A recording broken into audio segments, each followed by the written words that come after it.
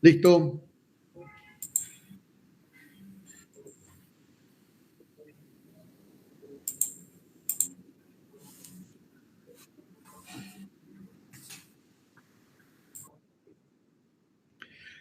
Muy buenas tardes, tengan todos ustedes, los amigos que están llevando el Diplomado Internacional sobre Derecho Procesal del Trabajo. Hoy día nos toca la presencia y la participación de un destacado profesional laboralista, ¿no? Que ustedes conocen, al doctor Elmer Guamán Estrada, ¿no? Que enseguida siempre colabora con nosotros en todas estas capacitaciones, ¿no? Y nosotros lo buscamos por esa buena capacidad profesional que tiene. Así que vamos a proceder a leer su hoja de vida. Muchas gracias. Doctor Baldión, Sí, doctor. Un lea su momentito, hoja por de favor. vida. Buenas tardes con todos.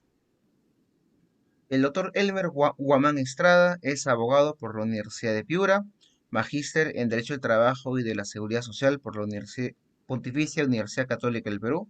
Es docente de Derecho Laboral y Procesal Laboral en la Universidad Tecnológica del Perú y ha sido docente de Derecho del Trabajo en la Facultad de la Universidad de Piura y profesor adjunto en la Pontificia Universidad Católica del Perú. Miembro de la Sociedad Peruana de Derecho de Trabajo y de la Seguridad Social, autor de diversos libros y artículos de investigación, notas y publicaciones periodísticas en materia de derecho laboral, expositor en congresos y eventos nacionales e internacionales. Actualmente labora como asociado senior del estudio Lazo de Romaña Bravo a Abogados.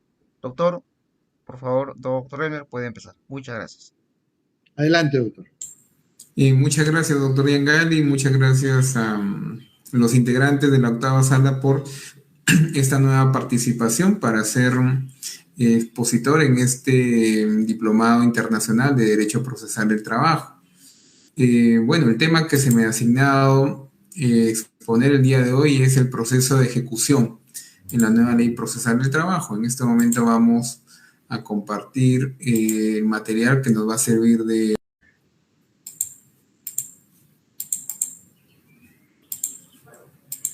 Quisiera confirmar que lo podemos ver todos. Perfecto. Muchas gracias. Bueno, comentábamos. El tema que nos ha tocado exponer el día de hoy es el proceso de ejecución en la nueva Ley Procesal del Trabajo, en la Ley 29497. Algunas ideas iniciales en relación a los procesos de ejecución y en especial a la ejecución en el proceso laboral. El proceso de ejecución es aquel proceso que busca garantizar la eficacia de sentencias u otro tipo de resoluciones o actos que contienen derechos de manera rápida y en la medida de lo posible en la menor cantidad de actos procesales. ¿Y por qué? La esencia del proceso de ejecución es ser un proceso célebre, rápido, que se desarrolle en pocos actos procesales, porque en esos procesos no se discute la titularidad de un derecho, no son procesos de conocimiento, no son procesos en los que se va a discutir si al trabajador le corresponde algún beneficio laboral, si le corresponde su reposición, el pago de una indemnización por despido arbitrario, o cualquier otro tipo de adeudo o crédito laboral, no. ¿Por qué? Porque ese derecho ya fue reconocido previamente en una sentencia, en una transacción, en una conciliación, en un laudo arbitral jurídico. Es decir, al proceso de ejecución le preexiste un proceso judicial o un acto de las partes que tienen la misma naturaleza y los mismos efectos que una sentencia, que es la calidad de indemnización por despido, algún beneficio, o inclusive si no le corresponde también al empleador. Recordemos que en los procesos laborales la regla o lo usual es que el demandante sea el trabajador, pero también puede ocurrir que el demandante sea el empleador. Hay procesos que se llevan a cabo en los que el empleador es un trabajador. Entonces, si por ejemplo en estos últimos procesos empleador demandante obtuviera una sentencia definitiva con calidad de cosa juzgada, también ingresaría dentro de esta definición de acto que es materia de ejecución. Entonces, se ejecutan actos procesales o actos privados en los que ya se reconoció la titularidad de un derecho. Esos actos, como veníamos comentando, pueden ser producto o pueden estar contenidos en una sentencia, pero también en un documento celebrado por las partes, como por ejemplo la conciliación extrajudicial, una transacción extrajudicial o expedidos por un tercero, como por ejemplo la autoridad administrativa de trabajo o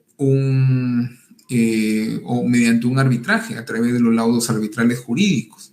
Entonces hay una diversa tipología de productos o títulos que pueden ser materia de ejecución. En un momento vamos a indicar cuáles son estos títulos que bajo el diseño de la Ley Procesal del Trabajo vigente pueden ser ejecutados a través de este proceso de ejecución. En este proceso, que no es un proceso de conocimiento, porque no se discute si le corresponde o no el derecho al demandante, porque ya hubo un proceso previo o un acto de las partes por el que se reconoció ese derecho. En este proceso, sin embargo, también aplican de manera muy relevante algunos principios de la nueva Ley Procesal del Trabajo. Aplican todos, pero de manera relevante algunos principios son mucho más importantes en este tipo de proceso. ¿Cuáles principios creemos que son fundamentales en este tipo de procedimiento?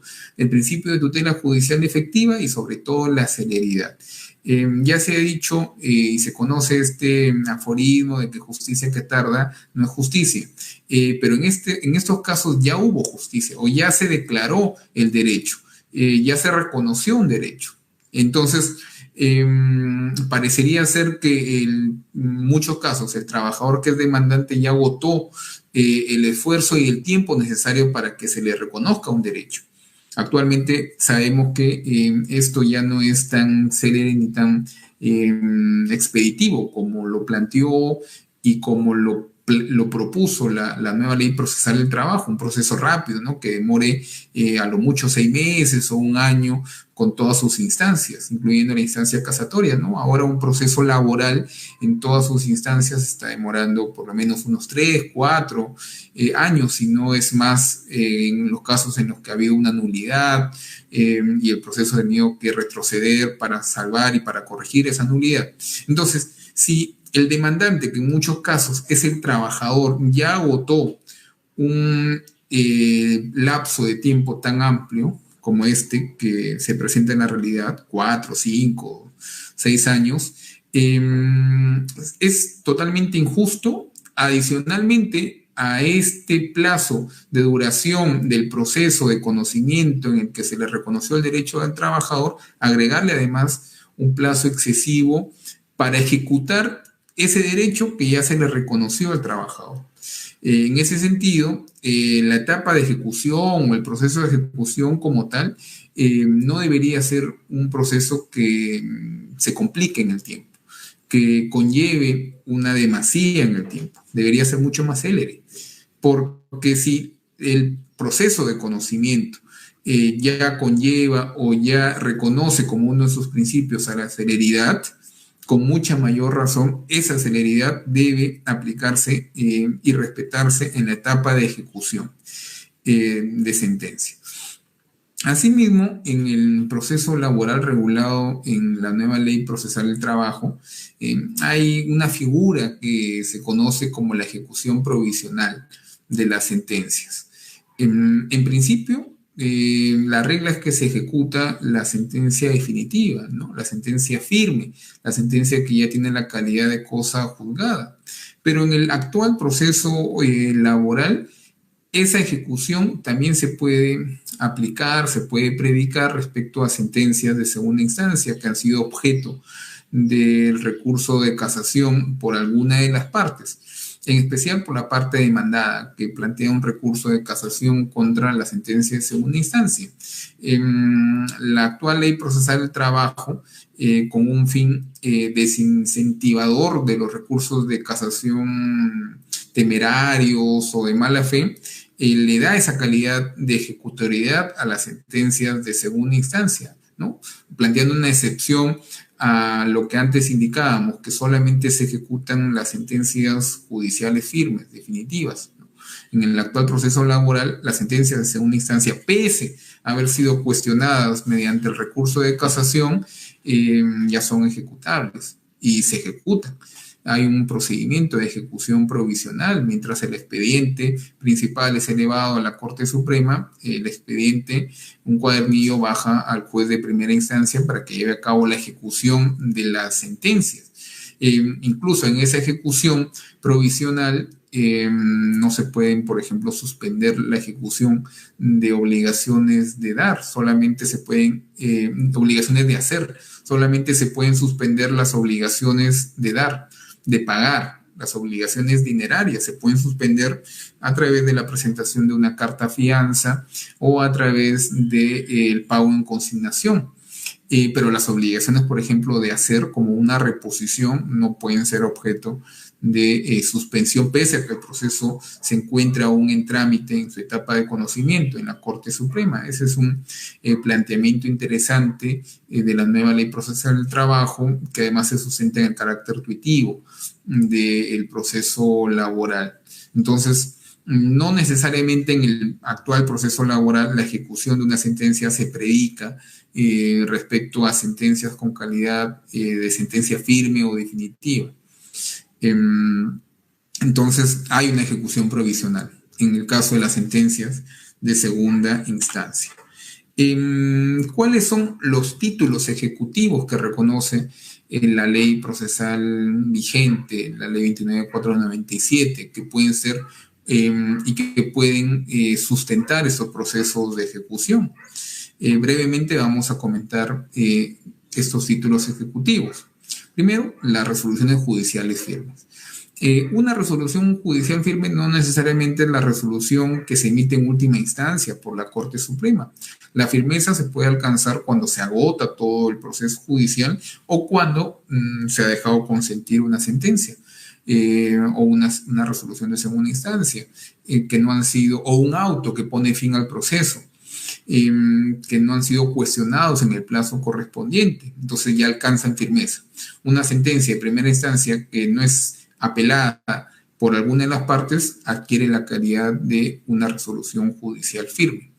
Luego, las actas de conciliación extrajudicial también son títulos de ejecución en el nuevo proceso, títulos ejecutivos. Estas conciliaciones que puede celebrar el trabajador y el empleador, por ejemplo, en el ámbito administrativo, ante la Autoridad Administrativa de Trabajo, en su área de conciliaciones, tendría también esta calidad de título ejecutivo.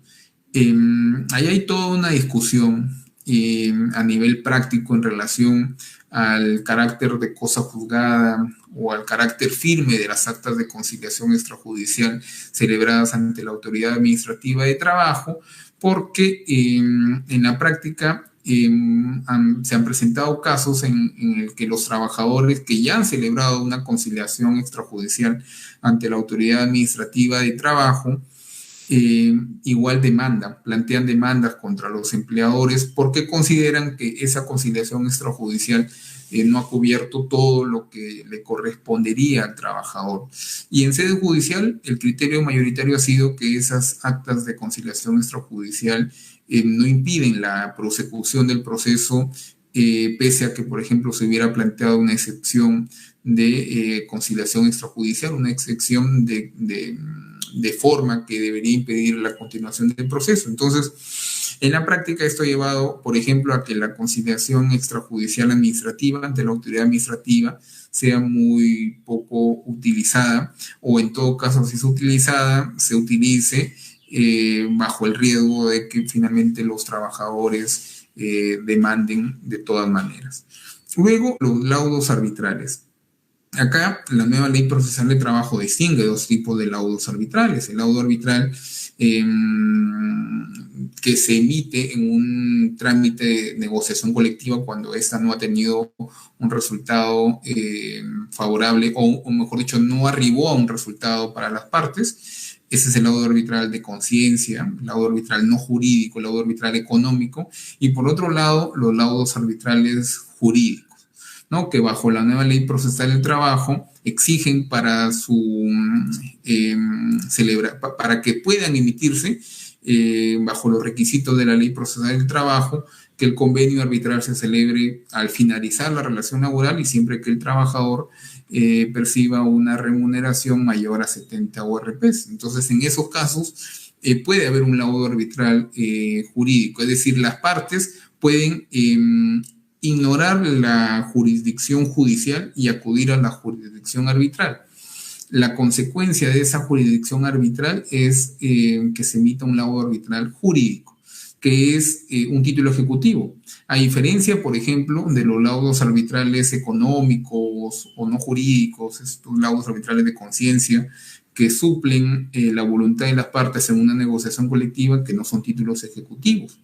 Si un sindicato obtiene un laudo arbitral, luego de una negociación colectiva frustrada, no lo puede ejecutar. Tiene que demandar en un proceso de conocimiento los derechos que surgen de ese laudo arbitral económico, a diferencia del laudo arbitral jurídico que sí se ejecuta. Y porque la nueva ley, la ley procesal, lo contempla como un título ejecutivo. Luego encontramos a las resoluciones de la Autoridad Administrativa de Trabajo. Y acá hay toda una reciente discusión. Hace poco en un diario de amplia circulación se hacía nota de un comentario de funcionarios de la Autoridad Administrativa de Trabajo, en específico de la SUNAFIL, y comentarios de algunos especialistas que planteaban la posibilidad, por ejemplo, de ejecutar las resoluciones administrativas firmes que emita la Inspección del Trabajo. Por ejemplo, si una fiscalización termina en una resolución administrativa que sanciona a un empleador por no haber pagado determinado beneficio, vamos a poner un ejemplo, por no haber pagado la asignación familiar de manera completa, porque el empleador considera que la asignación familiar se puede pagar de manera proporcional en función a los días efectivamente elaborados, poder habilitar al trabajador a ejecutar esa resolución de la Inspección de Trabajo en última instancia, porque actualmente cuando esto ocurre, el trabajador tiene que iniciar un proceso de conocimiento, o sea, o ordinario o abreviado laboral, dependiendo de la cuantía. Lo que se discute en estos días, y así se comentó en los diarios, como lo indicaba por parte de los funcionarios y de abogados especialistas, es reconocer la calidad de título ejecutivo de estas resoluciones de sanción de la Inspección de Trabajo. Bueno, al menos yo soy de la idea de que eso no es necesario, porque la nueva ley procesal del trabajo contempla como un título ejecutivo las resoluciones administrativas firmes de la Autoridad Administrativa de Trabajo. ¿Y qué ocurre con las resoluciones de la Inspección del Trabajo, que son firmes y definitivas? Reconocen, no solamente multan, porque muchas veces se cree o se tiene la idea de que las resoluciones de la Inspección de Trabajo solo multan. No solo multan, también ordenan cumplir con una obligación al empleador, además de la multa. Por ejemplo, en ese caso de una fiscalización de pago de asignación familiar, la resolución ordena que se corrija, que se pague correctamente la asignación familiar y aparte se impone la multa. Entonces hay un doble contenido en el acto administrativo. No solamente la multa, sino también la exigibilidad de una obligación. Entonces, ¿por qué no sustentar o plantear que ese contenido de ese acto administrativo pueda ser ejecutado sin necesidad de que el trabajador, el sindicato tengan que iniciar un proceso de conocimiento, sino que puedan ejecutar la resolución administrativa firme de la Inspección del Trabajo? Creemos que ese planteamiento no se ha defendido o no se sostiene porque se mira a la resolución de la Inspección del Trabajo de una manera parcial. Solamente se le concibe como un acto que impone una multa. pero para terminar ese punto, no solo impone una multa, también reconoce una obligación y en consecuencia como contrapeso o como correlato de una obligación en cabeza del empleador, un derecho en cabeza del trabajador. Otro título ejecutivo que encontramos en la nueva ley procesal del trabajo es la transacción extrajudicial.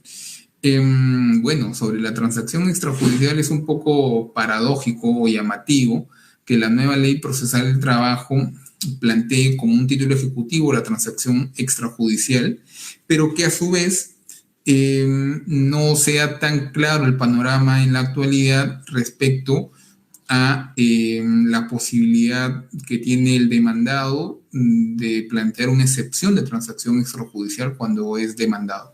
Ponemos un caso. Un empleador tiene o mantiene a un trabajador en la informalidad con residuos por honorarios y un día decide cesarlo. Entonces, el trabajador, porque es trabajador, le reclama a este empleador sus derechos laborales.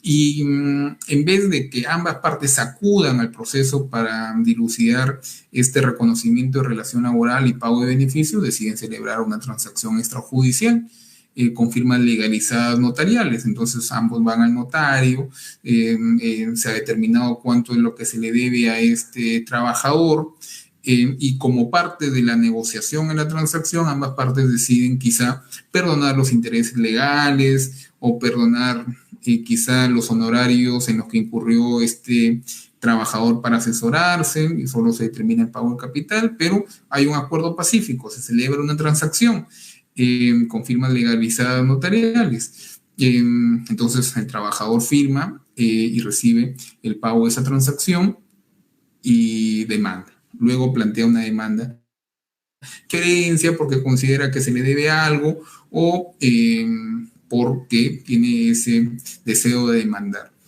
En la actualidad no es claro la posición a nivel judicial respecto a la posibilidad del empleador de atacar ese proceso con aspectos de forma como la transacción extrajudicial, bajo su condición o calidad de excepción procesal.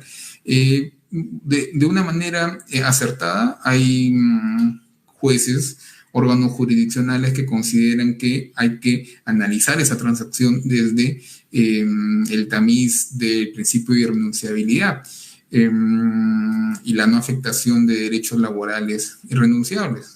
Correcto. Cuando, por ejemplo, ocurre un accidente de trabajo y la transacción y el pago que ésta contempla es pírrico, es ínfimo y no es nada razonable en cuanto a los daños que se le puede haber provocado al trabajador. Pero en otros casos, en parte de la negociación quizá cede u otorga dentro de los márgenes del acuerdo un poco más, un poco menos y quizá pueda sustentar la validez de esa excepción procesal. Pero comentábamos esto porque la nueva ley reconoce como título ejecutivo la transacción extrajudicial, es decir, le está dando prácticamente la misma condición y calidad de una sentencia judicial firme.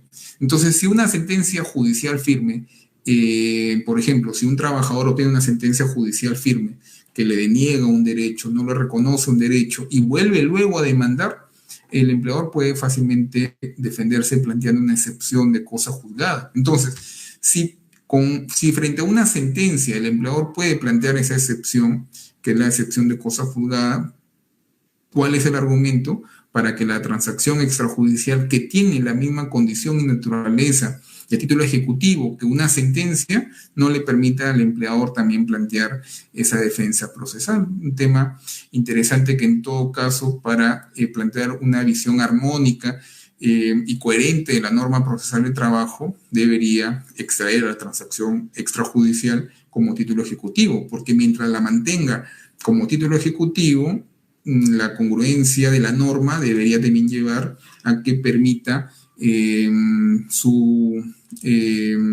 que permita que la parte demandada la defienda como excepción procesal. Luego encontramos la conciliación extrajudicial. Acá hay dos tipos de conciliación, la conciliación judicial y extrajudicial. La extrajudicial es la que comentábamos que se celebra ante el Ministerio de Trabajo o ante un centro de conciliación, en las materias que puedan conciliarse en un centro de conciliación extrajudicial, ¿no? Porque en los centros de conciliación extrajudicial, por ejemplo, ya no es obligatoria la conciliación en temas laborales. Y después tenemos a la conciliación judicial, que es esta conciliación que se lleva al interior de un proceso, en cualquier etapa del proceso, incluso hasta en la etapa casatoria actualmente se puede conciliar, incluso hasta después de emitir una sentencia también se puede conciliar, las partes pueden arribar a ese acuerdo. Entonces, ese es otro título ejecutivo, la conciliación judicial, la conciliación a la que arribaron las partes en el trámite de un proceso, durante un proceso laboral. Y finalmente, la nueva ley, la Ley Procesal del Trabajo, reconoce como un título ejecutivo la liquidación para cobranzas de aportes previsionales, ¿no? Dentro de las ventajas y beneficios que se le dio en su momento a las AFP, se le dio esta condición a sus liquidaciones para cobranza, ¿no? Es una de las pocas, uno de los pocos documentos unilaterales privados que tiene esta condición. No encuentro otro en el ámbito laboral que tenga una condición de este tipo, pero bueno, es sustentable porque por medio hay derechos pensionarios. Entonces no es que se esté protegiendo en estricto a las AFP, sino que se está protegiendo a los trabajadores, a los futuros pensionistas, a los que han efectuado sus aportes al sistema privado de pensiones, ¿no? Ya haciendo un símil, por ejemplo, la cuestión sería analizar si, por ejemplo, con los adeudos ante la ONP también operaría ese tipo de posibilidad. No ocurre lo mismo. Y en realidad tampoco sería necesario porque los adeudos ante la ONP, al ser fiscalizados por la SUNAT tiene mecanismos coercitivos también bastante fuertes que pueden llevar al empleador a verse obligado a regularizar y a pagar los aportes ante la ONP, porque detrás de la ONP está la SUNAT. En el caso de las AFPs, la protección que se le brinda en estos casos es haberle otorgado la naturaleza de título ejecutivo a las liquidaciones para cobranzas de adeudos ante la AFP, ¿no? Entonces, cuando un empleador no pagó la AFP en la oportunidad correspondiente, las AFP primero le requieren, le hacen saber al empleador que hay adeudos, le piden regularizar, le notifican una liquidación para cobranza de aportes previsionales y de no regularizar el empleador, se va a plantear la demanda. Y en ese caso, las AFPs están obligadas a plantear la demanda por cualquier adeudo. Hay demandas en las que se plantean reclamos de aportes previsionales de 4 soles, 3 soles, porque están obligadas las AFPs a hacerlos. Demandas en las que se han planteado reclamos de aportes de AFPs de adeudos en los que el capital es mucho menor en proporción a lo que se ha generado por intereses legales. Yo recuerdo haber visto hace un tiempo un proceso en el que se reclamaba un aporte previsional del año 97, 98, que eran 1,000 soles, pero los intereses eran por lo menos 70,000 soles. Entonces, es muchas veces perjudicial para los empleadores no cumplir el pago de los aportes previsionales porque hay este proceso expeditivo.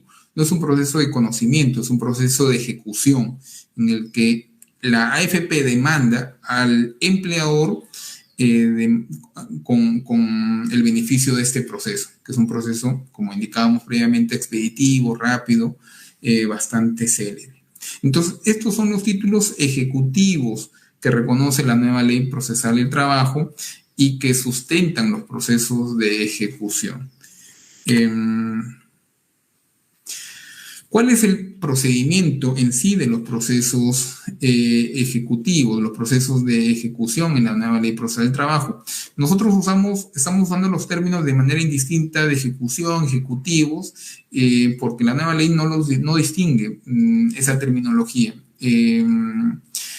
Entonces, a diferencia del Código Procesal Civil, ¿no?, que si hace esa diferenciación, ¿no?, acá considero que no hay ningún inconveniente en utilizar uno u otro término porque no existen dos procesos diferentes de este tipo en la nueva Ley Procesal del Trabajo. En relación a estos títulos ejecutivos, hay que distinguir el caso de las sentencias, las resoluciones judiciales firmes y las actas de conciliación judicial. ¿Qué ocurre con las sentencias y las actas de conciliación judicial? Que no necesitan que el beneficiario o el acreedor de esos títulos ejecutivos tenga que iniciar un nuevo proceso. Por ejemplo, un proceso laboral que es resuelto en última instancia por la Corte Suprema, en la que se le reconoce el derecho al trabajador, empieza su etapa de ejecución ante el juez de primera instancia. No se abre un nuevo expediente. El trabajador en este caso no tiene que iniciar un nuevo proceso, una nueva demanda de ejecución de sentencia, porque es una etapa del proceso, una etapa que se conoce como la etapa de ejecución. Entonces, sentencias y actas de conciliación judicial, no extrajudicial, se ejecutan en el mismo proceso ante el juez de primera instancia que analizó el proceso, ¿no? La nueva ley señala que si el proceso inició ante una sala laboral, es ejecutado ante el juez de primera instancia de esa misma jurisdicción. Pero en la mayoría de casos los procesos empiezan ante un juez de paz letrado o ante un juez especializado de trabajo.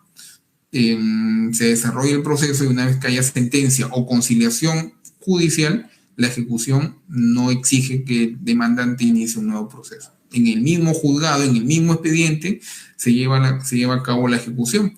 No pasa lo mismo con los otros títulos ejecutivos, con la conciliación extrajudicial, una transacción extrajudicial, las liquidaciones para cobranza, las resoluciones administrativas firmes. ¿Por qué? Porque en ese caso, frente a esa sentencia, a esos títulos ejecutivos, sí se tiene que iniciar un proceso, una demanda de ejecución. Entonces, si por ejemplo el trabajador celebró con su empleador una transacción extrajudicial con firmas legalizadas notariales y el empleador ya no le está pagando, o no le pagó nada, o le dejó de pagar en algún momento, ¿no? Porque hay transacciones en las que se acuerdan pagos en fracciones, por ejemplo.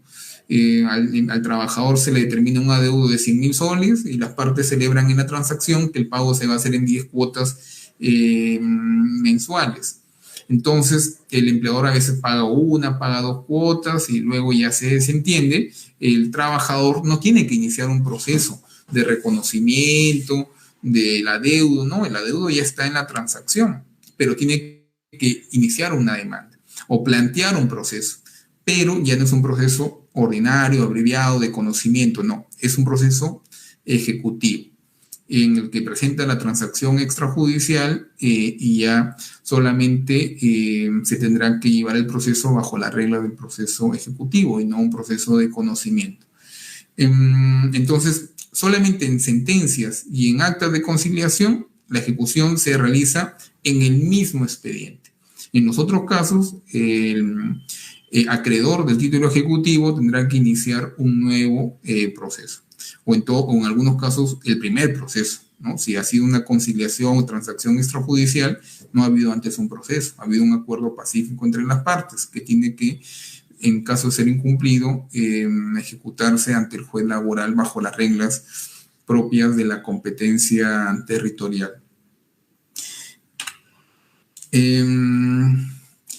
Decíamos que el proceso de ejecución no es un proceso de conocimiento, y al no ser un proceso de conocimiento, el derecho de defensa en este caso el demandado, el ejecutado, no es tan amplio como el demandado en el proceso de conocimiento, en el que tiene una amplia posibilidad de hacer valer este derecho de defensa, juntar pruebas, defenderse y desconocer el derecho del demandante. No, acá el derecho del demandante ya se reconoció previamente por un tercero, un juez, la administración del trabajo, o por las mismas partes, bajo acuerdos pacíficos como la transacción, como la conciliación. Acá solamente puede el ejecutado contradecir. el plazo es muy corto. 5 días para contradecir el mandato ejecutivo, y se pueden plantear excepciones procesales, por ejemplo, quizá una prescripción o sí, sobre todo una prescripción, por ejemplo, pero nada más. O sea, no hay posibilidad de ejercer un derecho de defensa amplio. El derecho de defensa se ve restringido. ¿Por qué? Porque, como lo indicábamos antes, ya hay un reconocimiento del derecho en una sentencia. Por ejemplo, la sentencia tiene calidad de cosa juzgada. Bueno, no se inicia un nuevo proceso, pero, por ejemplo, una resolución administrativa firme o una transacción extrajudicial tiene la misma calidad de una sentencia, con calidad de cosa juzgada. Entonces, el ejecutado tiene que plantear su defensa sobre la base de algunas causales cerradas y taxativas. ¿Cuáles son esas causales de contradicción que plantea la nueva ley procesal, el Código Procesal Civil? Porque la nueva ley procesal del trabajo no desarrolla estos supuestos o estos aspectos del proceso ejecutivo. Están regulados en el Código Procesal Civil, y por la supletoriedad de esta norma respecto al proceso laboral aplicamos las causales de contradicción. Y las causales de contradicción que contempla el Código Procesal Civil, que serían aplicables al proceso laboral, son, por ejemplo, la iliquidez e inexequibilidad de la obligación contenida en el título. Solamente es ejecutable el título líquido y exigible, que determina una cuantía específica. También puede plantearse contradicción por la nulidad formal o falsedad del título, que además esto tiene posiblemente consecuencias penales, ¿no? Si alguien ha planteado ejecutar una transacción extrajudicial falsa o con firmas falsas, por ejemplo, el ejecutado se puede defender, pero además plantear una posible denuncia penal. Y el tercer supuesto, que es el supuesto que más se sustenta como causal de contradicción por parte de los ejecutados, es la extinción de la obligación exigida. Por ejemplo, esto ocurre mucho en los procesos de liquidación de aportes previsionales, en los que los empleadores demandados, luego de que reciben la demanda de la AFP, se acercan ante la AFP, regularizan el adeudo, cumplen con el adeudo y presentan su contradicción, sustentándola básicamente en esta causal, la extinción de la obligación exigida, o en otros supuestos en el que el empleador de motu propio ya subsanó, corrigió, pagó el adeudo al trabajador, pone en conocimiento ante el juez de ejecución que ya no hay obligación exigible, que ya se cumplió. Esa es otra causal de contradicción de los procesos de ejecución.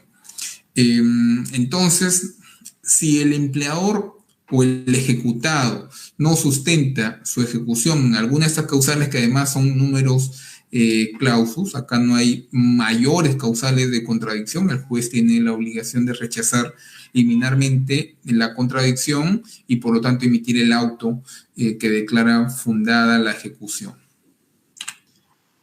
La nueva ley procesal del trabajo, además, bajo este espíritu tuitivo y bajo el respeto de los principios en general del proceso laboral, ha señalado que toda contradicción que no se sustente en las causales taxativas del Código Procesal Civil deben llevar a que el ejecutado sea multado, con una multa que puede ir entre media URP hasta 50 unidades de referencia procesal, ¿no? En este caso, el juez debería y tiene la obligación de imponer estas multas porque la contradicción ha sido básicamente planteada con fines dilatorios, sin ningún sustento y en este caso sin ninguna base en las causales taxativamente establecidas en el Código Procesal Civil. En el caso de la ejecución de las obligaciones de hacer o no hacer, es decir, obligaciones distintas a las obligaciones dinerarias, la nueva ley también ha señalado la posibilidad del juez de imponer multas progresivas. Típico ejemplo de obligación de hacer, la reposición. Entonces ya el demandante ex trabajador obtuvo una sentencia definitiva en la que se solicita, en la que se le reconoce su reposición. Empieza la ejecución y el demandante solicita la ejecución, el juez le solicita al empleador que lo reponga y el empleador no quiere cumplir con la reposición. Entonces, el juez en este caso tiene la facultad, que incluso consideramos que es una obligación, de imponer multas sucesivas, acumulativas y progresivas hasta en 30%, hasta que el obligado cumpla el mandato. Es decir, la primera multa van a ser 10 URPs, la segunda van a ser 13 URPs y así progresivamente hasta que el empleador cumpla con la obligación de hacer. Del mismo modo, el juez tiene la facultad de ver,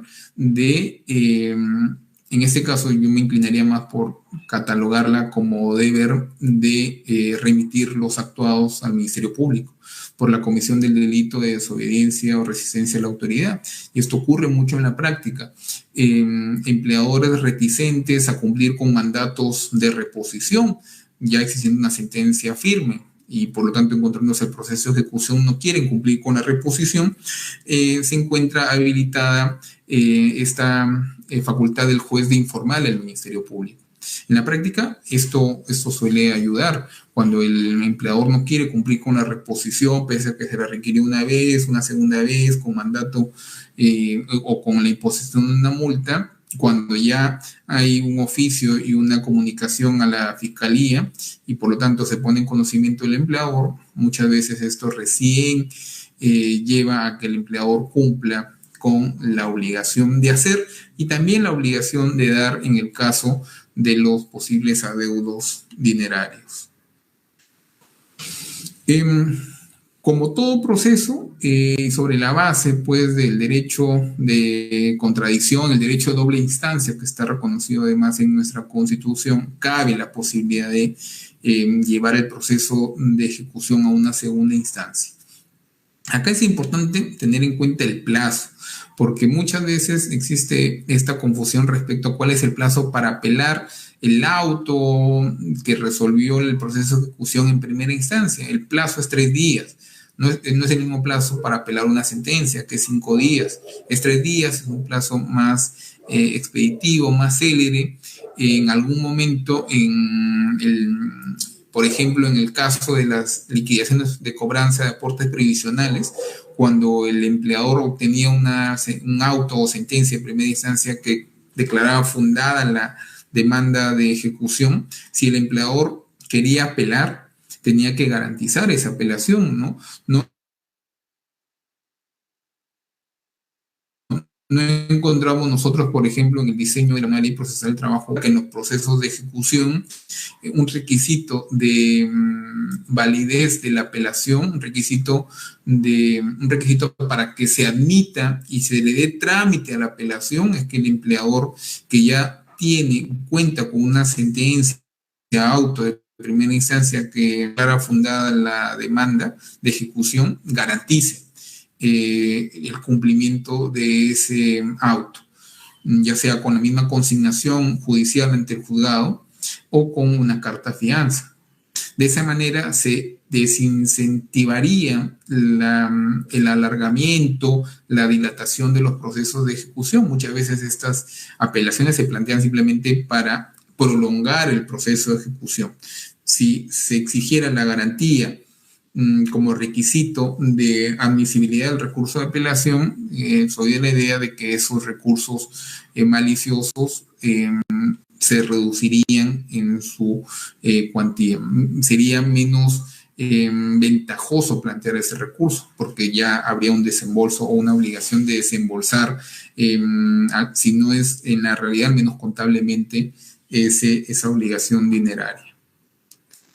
Bueno, y con esto hemos terminado, creo que dentro de la hora, la exposición del día de hoy. Muchísimas gracias, doctor Elmer Guamán. Ha sido muy ordenada la exposición, muy interesante. Así de que me han dicho por el interno de que hay algunas preguntas de nuestros distinguidos participantes. Así de que el doctor Baldión, por favor, si pudiera dar las lecturas porque yo no las tengo, las preguntas. Sí, doctor. Muchas gracias. Ahora se va a formular las preguntas hechas por el público. Han sido muchas preguntas que vamos a resumir en 5, nada más. Han sido bastantes. Primera pregunta. Doctor Elmer Guamán, ¿es constitucional que el laudo arbitral económico tenga que ser sometido al proceso ordinario laboral para poder obtener una ejecución, aunque el laudo de puro derecho puede ser tramitado dentro de un proceso de ejecución? Muchas gracias. Ok, interesante pregunta. Lo que ocurre es que el laudo arbitral económico reemplaza o tiene la misma naturaleza que un convenio colectivo. Y un convenio colectivo es un acuerdo de partes que no tiene la condición de un título ejecutivo. Entonces, como aún se considera que el laudo arbitral económico tiene esa misma naturaleza porque en realidad reemplazó el acuerdo de las partes, es que no se le da ese título ejecutivo. Yo soy de la idea, eh, ahí hay que tomar en cuenta dos cosas, que tiene naturaleza de convenio colectivo y que además es un laudo arbitral. Yo creo que prevalece lo primero, que es un convenio colectivo que no se celebró bajo los cauces naturales, porque intervino un tercero, pero que no deja de ser convenio colectivo. Y como convenio colectivo, no tiene la calidad de un título ejecutivo. Muchas gracias, doctor. La segunda pregunta es la siguiente. ¿Usted considera que la ejecución provisional de una sentencia debe suspenderse si el monto es cuantificable o si es que se ha interpuesto un recurso de casación? ¿Eso no afectaría el derecho constitucional a la ejecución de las resoluciones judiciales que está establecido por el Tribunal Constitucional? Muchas gracias, doctor. Luis, no te escuché bien. No sé si es mi internet o es... Doctor, ¿me puede escuchar? Ahora sí. Ya. La siguiente pregunta es esta. ¿Usted considera que la ejecución provisional de una sentencia debe suspenderse si el monto es cuantificable o si se ha interpuesto un recurso de casación, aunque esto puede afectar el derecho constitucional a la ejecución de las resoluciones judiciales establecidas por el Tribunal Constitucional? Muchas gracias, Ok. doctor. Yo creo que es sustentable la ejecución porque ya se está garantizando el pago. Entonces es importante tener en cuenta que la ejecución solo va a proceder cuando se demuestre realmente que se está garantizando el pago. Y para eso está la carta fianza, que tiene que ser pues, original y válida, o el depósito judicial consignado ante el Banco de la Nación. Entonces, es que acá hay que ponderar. Por un lado, nos encontramos al empleador que puede válidamente haber planteado su recurso de casación con fundamentos. Hay recursos de casación que realmente están bien sustentados porque hay que también reconocer que en segunda instancia pueden haber errores. Entonces, por un lado, tienes al empleador con esa expectativa razonable de obtener tutela judicial efectiva en las Cortes Supremas y por otro lado tienes al trabajador. El término medio es garantizar la ejecutabilidad de la sentencia con la carta fianza o el depósito judicial. ¿No? En todo caso como que el juzgado se volviera un custodio del cumplimiento de la sentencia. Si no existiera ni siquiera esa garantía, ahí definitivamente desprotegeríamos al trabajador. Yo creo que esa es la solución, término medio a esa contraposición de intereses del empleador o el demandante que plantea su recurso de casación y el demandado que plantea su recurso de casación. Si lo vemos desde el lado del demandado que va a ser ejecutado y el trabajador como demandante. Ese sería el término intermedio que me parece razonable. Muchas gracias, doctor. Tercera pregunta que nos formula el público. Si se declara la ejecución del acta de conciliación extrajudicial, el juzgador o el órgano jurisdiccional puede admitir retenciones legales dentro de la etapa de ejecución, aunque el empleador ni siquiera haya declarado previamente tales conceptos. Muchas gracias. Interesante. Yo creo que ahí aplica la misma lógica que actualmente se ha planteado en relación a las sentencias y la obligación o la posibilidad del empleador de efectuar las retenciones, ¿no? Esto ya se ha discutido en plenos, en criterios, y me parece que el criterio mayoritario es que son válidas las retenciones, pese a que no estén contenidas en las sentencias o tampoco en transacciones o en conciliaciones, porque finalmente son obligaciones tributarias. Lo ideal, al menos así yo lo hago cuando participo en una transacción o en un acuerdo, es que eso quede claro en estos documentos, que el pago es neto o el pago es bruto, y por lo tanto va a estar afecto a descuentos. Pero si no ha ocurrido, yo creo que aplica la misma lógica que aplica para las sentencias y los mismos criterios judiciales que ya han señalado que sí es posible la retención. Muchas gracias, doctor. Cuarta pregunta.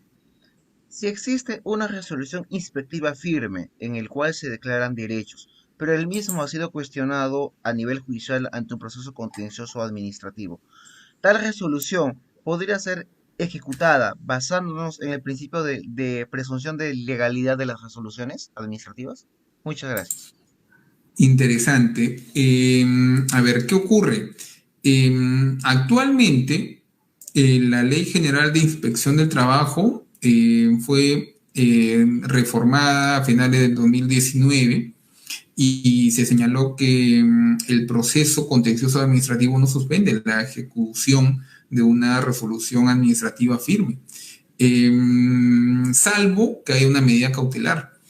En el esquema anterior, la demanda, con su sola interposición, ya se tenía la obligación por parte de la administración, ya sea en específico la ejecución coactiva, de suspender.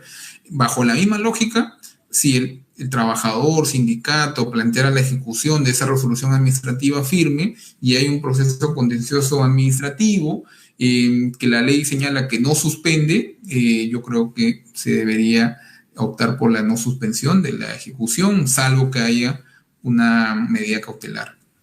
Muchas gracias, doctor. Quinta y última pregunta.